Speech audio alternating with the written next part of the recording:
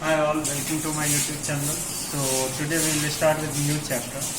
So basically this chapter is dependent on the question. First you need to understand the question, that language based question. First you need to understand the language, what is the question and what they are asking for. मतलब ये पूरा question based मतलब language based question है. First तुमको language understand करना होगा कि क्या मांगा जा रहा है, क्या फाइंड आउट करना है, क्या निकालना है हमें. उसके बाद तुम सॉल्व कर पाओगे. लीनियर इक्वेशन का ही है लेकिन ये पूरा लैंग्वेज पे बेस्ड है. तो तुमको पहले लैंग्वेज समझना होगा. ये है 12.5 क्वेश्चन नंबर 1. तो क्वेश्चन नंबर 1 मैं पढ़ रहा हूँ, उसको मैं समझाने का कोशिश करूँगा. उसको फर्स्ट अंडरस्टैंड करो. क्वेश्चन क्या है मैं पढ़ता हूँ. एक बिजली मिस्त्री को दो योजनाओं के अंतर्गत नीचे दिया गया भुगतान हो सकता है. मतलब कोई एक मिस्त्री है, कोई एक मान लो लेबर है जिसको दो टाइप से पैसे मिल सकते हैं. स्कीम 1 है, स्कीम 2 है. स्कीम का हिंदी दिया है योजना. ठीक है, दो योजना है, 1 और 2. तो हम समझते हैं क्या कह रहा है. एक बिजली मिस्त्री को दो योजनाओं के अंतर्गत नीचे दिया गया भुगतान हो सकता है. An electrician can be paid under 2 schemes as given below. Scheme 1 में क्या है, कह रहा है 500 रुपए तथा 70 रुपीज प्रति घंटा. यह स्कीम 1 है. और 2 में क्या है, 120 रुपीज प्रति घंटा. अगर इसको इंग्लिश में लिखा तो 500 rupees and 70 rupees per hour. और यहाँ है 120 रुपीज पर आवर. तो समझते हैं डिफरेंस क्या है. देखो, सपोज तुमने एक लेबर हायर किया, लेबर रखा, तो उसको तुम ऐसे भी बोल सकते हो कि आपको मैं 50 रुपये पर घंटा दूंगा. ठीक है. तो मान लो उसने 5 घंटे अगर काम किया, तुम कितने रुपए दोगे. 5 गुना 50 मतलब 250. यानी तो दूसरे तरीका से तुम ऐसे भी हायर कर सकते हो कि आपको मैं 100 रुपये दूंगा और 30 रुपये घंटा दूंगा. तो अगर उसने मान लो 3 घंटे काम किया, 100 रुपये तो देना ही होगा तुमको, प्लस 30 190 रुपये. या अगर तुम बोलोगे सेम वर्क वो करता है 5 आवर्स, तो 50 से कितना लगेगा, 150. कितना मिला, लास्टली उसको 250 ही मिला दोनों में, लेकिन तरीका अलग है. इसमें गौर करो, एक फिक्स है, 100 रुपीज फिक्स है. एक्स्ट्रा ये जितना घंटा वो काम करेगा वो बढ़ते जाएगा. यहाँ क्या है, जितना घंटा किया, मान लो 5 घंटा किया, अगर 6 घंटा करता तो उसको 300 मिलता. कुछ आ रहा है समझ में. लेकिन इसमें 6 घंटा करता तो 180, तो हो जाता 280. इसमें कम मिल रहा है, इसमें अधिक मिल रहा है. तो वो डिपेंड करेगा. ठीक है. तो समझो, दो तरह से दे सकता है. क्या तुम बोल सकते हो कि आपको 70 रुपए पर घंटा मिलेगा जितना घंटे आप काम कीजिएगा. दूसरा बोल सकते हो कि 200 रुपए दूंगा, एक्स्ट्रा 20 रुपए पर घंटा होगा. ये है स्कीम. तो यहाँ भी ऐसा ही कुछ स्कीम है. देखो, 500 रुपए फिक्स है और 70 रुपए घंटा, जितना घंटा वो काम किया. फिर इसमें क्या है, 120 रुपीज घंटा. तो जितना घंटा काम करेगा उसको 120 गुना होगा. इसमें क्या होगा, 500 रुपए तो मिलेगा ही, एक्स्ट्रा 70 रुपए घंटा मिलेगा जितना घंटा वो काम कर लो. अब क्वेश्चन को फिर समझते हैं. ये तो मैं समझा दिया कि स्कीम क्या है. स्कीम 2 टाइप का है. अब कहा, यदि काम में x घंटा लगता है, मतलब वो कितना घंटा काम किया बताओ, x घंटा. 70 गुना x, यहाँ 120 घंटा, 120 गुना x. ठीक है. x घंटा काम किया. तो पहला हम करा योजना 1, दूसरा में योजना 2 अच्छा पारिश्रमिक देता है. सॉरी, तो x के किस मान के लिए, योजना 1 पहला में और दूसरा में योजना 2 अच्छा परिश्रमिक देता है. इंग्लिश पढ़ लेते हैं. 2 टाइप का वेजेस था. If the job takes x hours, for what the value of x does the scheme 1, number 2 scheme 2 give the electrician the better wages. ठीक है. तो हमको कहा x के किस वैल्यू के लिए कौन सा अच्छा होगा. 1 अच्छा होगा पहला में और 2 में दूसरा अच्छा होगा. ठीक है. वो हम चेक करते हैं 2 मिनट. तो first we will see what is given. पहले हम देखेंगे क्या गिवन है. ठीक है. तो गिवन क्या है, तुम अगर गौर करो तो वहां पे दिया हुआ था कि यदि वह काम में कितना घंटा लगाता है, x घंटा. तो क्या लिखेंगे, given the labour takes x hour. ठीक है. x hours. हिंदी में क्या हो जाएगा? सॉरी, इलेक्ट्रीशियन दिया था, माय मिस्टेक, क्वेश्चन में इलेक्ट्रीशियन दिया था।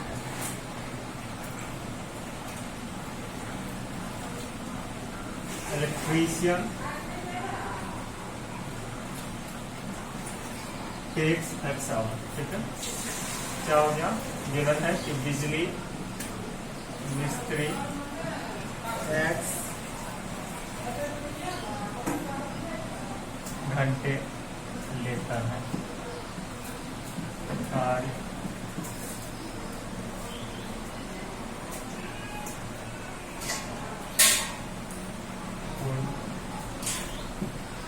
करने। अगर मैं इसका भी इंग्लिश ऐड करूं तो electrician takes x hour to complete the work, ये पूरा इंग्लिश है, ठीक है। Electrician takes x hours to complete the work. अब पहले हमारे पास क्या स्कीम 1, इसका हिंदी क्या हो गया? स्कीम का हिंदी था योजना, ठीक है, योजना 1।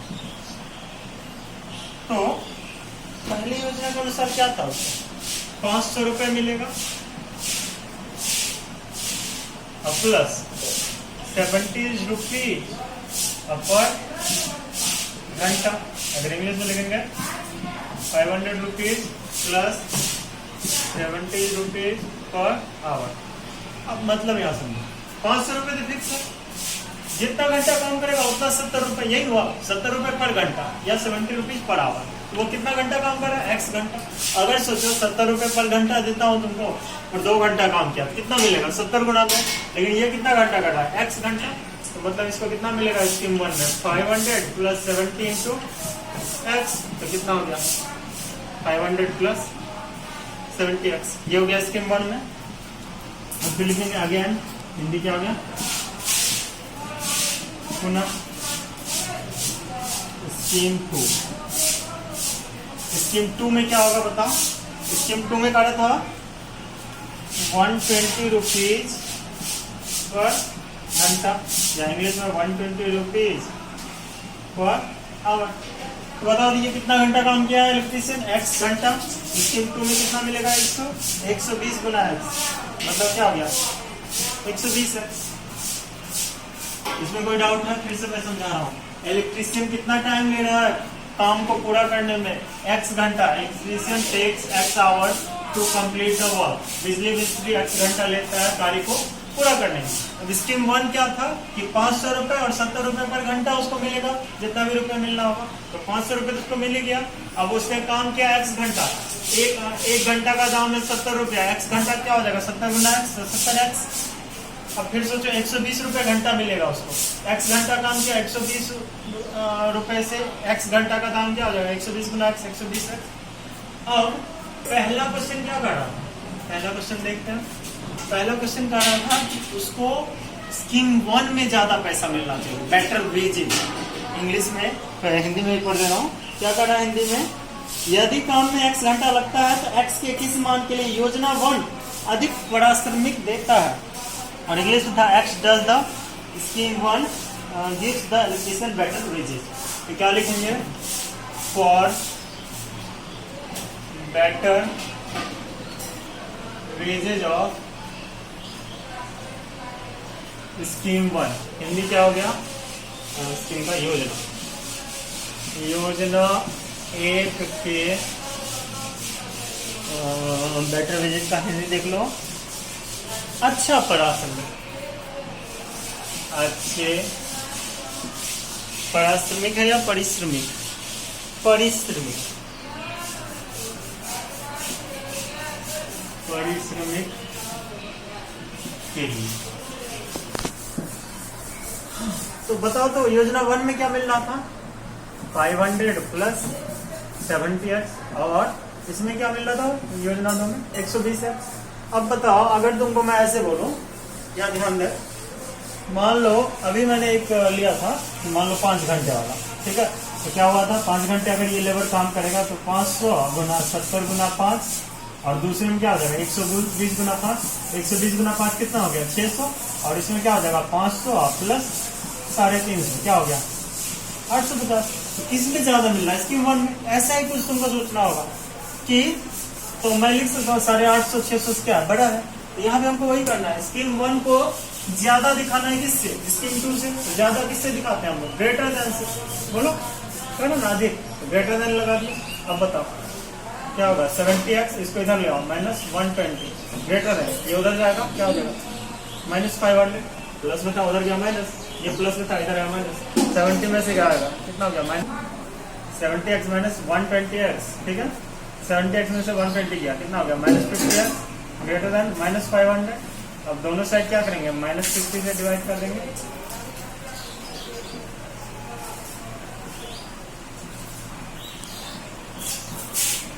अब बताओ माइनस से जब डिवाइड करते हैं तो सिंबल क्या हो जाता है बदल जाता है, ग्रेटर देन था तो क्या हो गया लेस देन। तो क्या पूछ रहा था तुमको x की किस मान के लिए, तो x का किस मान के लिए 1 ज्यादा देगा जब वो कितने घंटे काम करेगा x लेस देन 10, मतलब 10 घंटा से कम काम करेगा। तुम बोलोगे कैसे हमको प्रूफ चाहिए, तो 10 घंटा से कोई भी कम वाला ले लो, चलो 9 घंटा लेते हैं, तो 9 घंटा के लिए चेक करो 500 प्लस 70 गुना चलो 6 ही लेते हैं, और यहाँ गया 120 गुना 6, 120 गुना 6 कितना हो गया 720, 7 6 के 42, 420 प्लस 500 कितना हो गया 920। तो दिख रहा है तुमको जब 10 घंटा से कम काम कर रहा है तो कौन सा अधिक दे रहा है इसकी हिम्मत। अब तुम बोलोगे कि जब 10 घंटा से अधिक वाला चेक करेंगे, करते हैं चेक 500 प्लस 11 ही ले लेते हैं 10 से 11, तो 700 से कितना हो गया 770, तो कितना हो गया 1270। अब चलो इसमें करो 120 गुना 11, तो 12 11 हो जाता है, तो दिख रहा है तुमको ये अधिक हो गया।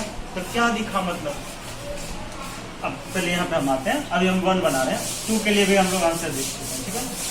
x का मान 10 से छोटा होगा, मतलब x क्या था घंटे, कितना घंटे काम किया, x अगर 10 से छोटा होगा मतलब उसको कितना घंटा काम करना होगा 10 घंटा से कम, किसके लिए योजना 1 के अधिक परिणाम के लिए, अधिक अच्छे परिणाम के लिए क्या लिखेंगे अतः क्या नाम था इलेक्ट्रिशियन का हिंदी बिजली मिस्त्री, बिजली मिस्त्री को 10 घंटे से कम काम करना पड़ेगा, किसके लिए योजना 1 में अच्छे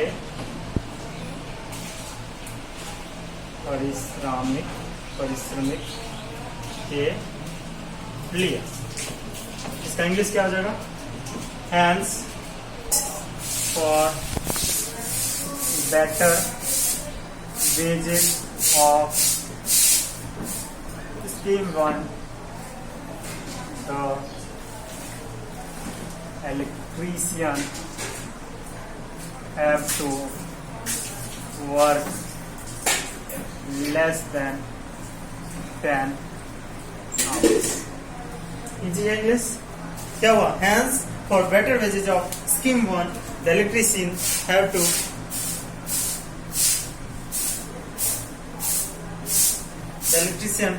to work less than 10 hours, ठीक है। चलो हिंदी में क्या हो गया कि बिजली मिस्त्री को 10 घंटे से कम काम करना होगा योजना 1 में अच्छे परिश्रमिक के लिए, 1 में अगर उसको अच्छा चाहिए तो 10 घंटा से कम काम करना होगा, ठीक है। ये हो गया फर्स्ट का आंसर। अब सेकंड का आंसर हम बनाते हैं, ठीक है। अब देखो सेकंड में क्या करना था, इसी में हम सेकंड बनाते हैं। देखो सेकंड देखो, सेकंड में करना है कि 2 में उसको अच्छा परिणाम देगा, 2 में अधिक रुपया चाहिए, हम क्या लिखेंगे for the better wages of scheme 2 योजना 2 के अच्छे परिश्रमिक के लिए। योजना 2 कब अच्छा होगा जब उसका मान ज्यादा हो जाए, तो 2 को हम ज्यादा कर दिए, ये रहा 2 को अधिक कर दिए,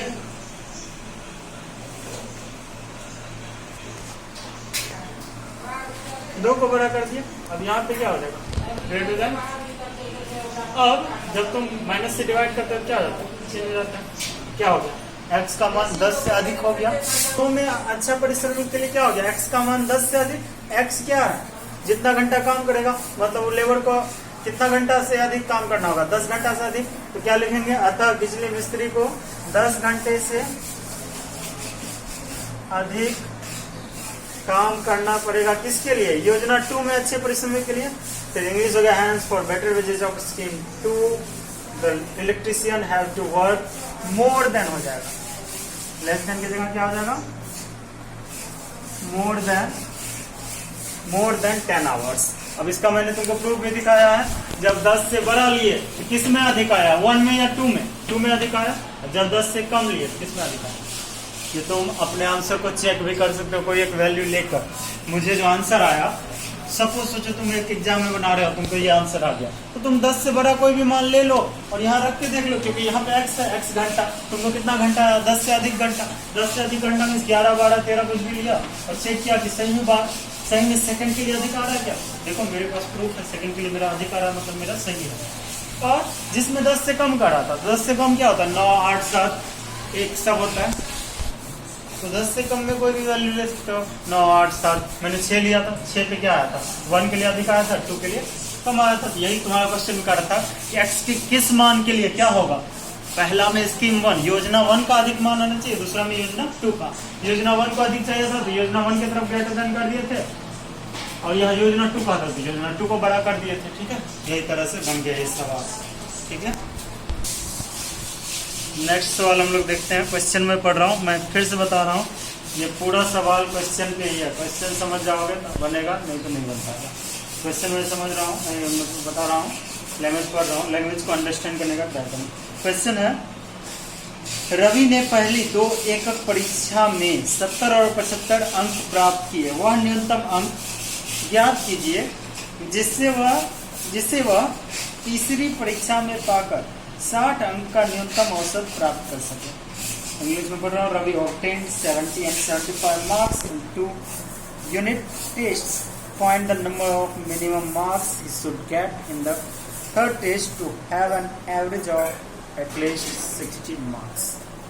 मतलब क्या है कि रवि को पहला 2 एग्जाम में कितना मिला बताओ, 70 और 75। अब कह रहा है तीसरा एग्जाम में उसको कम से कम कितना मार्क्स मिले ताकि उसका कम से कम एवरेज क्या बन जाए, कम से कम औसत क्या बन जाए, 60 marks.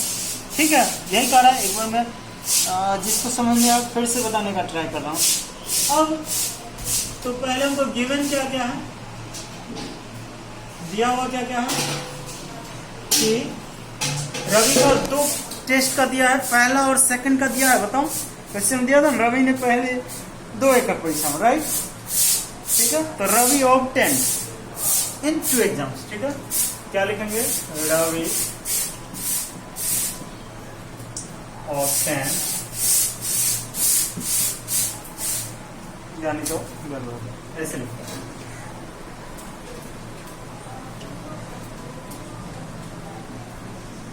marks obtained by Ravi in first exam. Marks obtained by Ravi in first exam equal to कितना है, 70। फिर लिखेंगे marks obtained by Ravi in second exam कितना है, 75। यही है क्या, देख लेते हैं, 70 and 75। अच्छा, हिंदी क्या हो जाएगा, रवि द्वारा पहली परीक्षा में प्राप्त अंक बराबर कितना, 70। फिर क्या, रवि द्वारा यहाँ हो जाएगा दूसरी परीक्षा में प्राप्त अंक बराबर 75। अब तीसरी का हमको मानना है क्योंकि दिया हुआ नहीं है, तो हम लोग क्या करते हैं, मैथ में मानते हैं, लिखेंगे लेट। तो गौर करना, वहां पे क्वेश्चन में दिया था मिनिमम मार्क्स, न्यूनतम मार्क्स। मैं फिर से पढ़ दे रहा हूं, वह न्यूनतम मार्क्स ज्ञात कीजिए जिसे तीसरी परीक्षा में पाकर, ठीक है, इंग्लिश में था find the number of minimum marks. ठीक है, तो हम यहाँ लिखेंगे minimum marks obtained by Ravi in third exam equal to x. ये मैंने अज्यूम किया, माना है, तो क्या हो गया इसका हिंदी? माना कि रवि द्वारा प्राप्त, रवि द्वारा तीसरी एग्जाम मतलब तीसरी परीक्षा में प्राप्त न्यूनतम अंक, क्योंकि क्वेश्चन में भी कह रहा था मिनिमम मार्क्स, न्यूनतम बराबर एक्स। अब हमको क्या करा कि न्यूनतम एवरेज कितना चाहिए उसको? 60 एवरेज दिया है, तो और गिवन क्या है?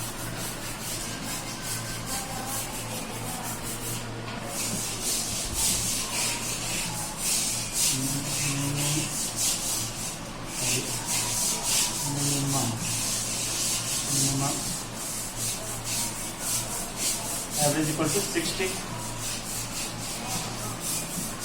न्यूनतम औसत, ठीक है। मिनिमम एवरेज ऑफ मार्क्स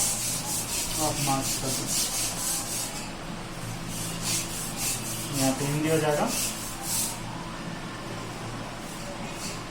अंकों का न्यूनतम औसत, ठीक है। अंकों का न्यूनतम औसत 7 दिया है। अब याद करो, तुमको मैंने कुछ पढ़ाया था, कम से कम मीन्स होता था मिनिमम या एटलीस्ट या न्यूनतम। तो मान लो ये पेन खरीदने गए हम, तो बोला कि तुमको मिनिमम 5 रुपीज लगेगा, तो मीन्स क्या बोला वो कि सबसे कम 5 से नीचे नहीं देगा वो, या अगर हिंदी में बोलो तो न्यूनतम 5 रुपए, मतलब सबसे कम उसने बोल दिया 5। इसको तुम ऐसे भी समझ सकते हो, कम से कम 5 रुपए, मतलब 5 से अधिक जा सकता है, 5 से कम कभी नहीं जाएगा। सबसे कम कितना जाएगा? 5, तो 5 या 5 से अधिक, उल्टा मैंने बताया था, जो मुझसे पढ़े हो पहले पता। लेकिन जो न्यू हो उसको मैं बता रहा हूँ। मिनिमम मीन्स क्या हुआ? अगर यहाँ पे बोला मिनिमम 60 लाना है, तो क्या वो 59 ला के पास कर सकता है क्या? सोचो, अगर एग्जाम में तुमको लिखा रहता है कि पास होने के लिए मिनिमम 30% मार्क्स चाहिए, तुम 29 लाओगे तो पास होगे क्या? मिनिमम 30 मीन्स क्या हुआ? या तो 30 लाना है या 30 से ज्यादा लाओ, 31 लाओ, 80 लाओ, 90 लाओ, सब पास है। लेकिन क्या 29 पास है? इस तरह सोच के देखो।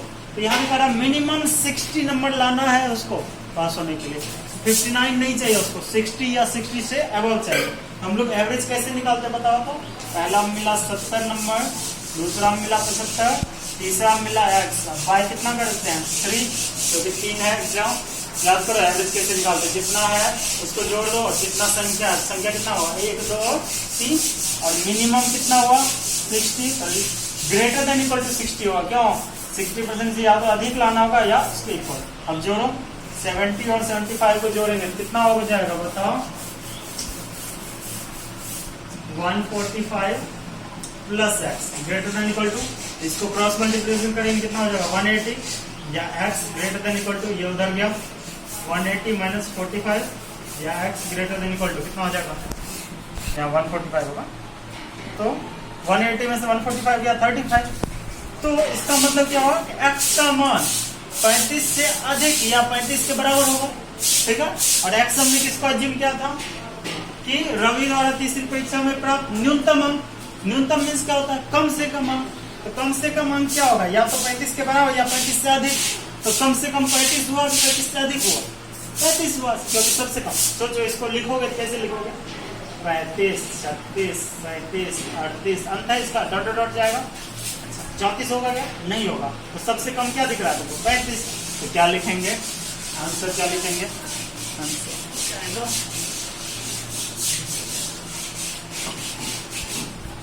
अगर किसी को नहीं समझ आ रहा तो यहाँ तुम सोच सकते हो क्या हमका आंसर क्या है? एक्स का मान 35 से बड़ा या बराबर है। एक्स किसको माना था हमने? बोलो, रवि द्वारा तीसरी एग्जाम में प्राप्त अंक। तो लिखेंगे अतः रवि द्वारा क्या माना था?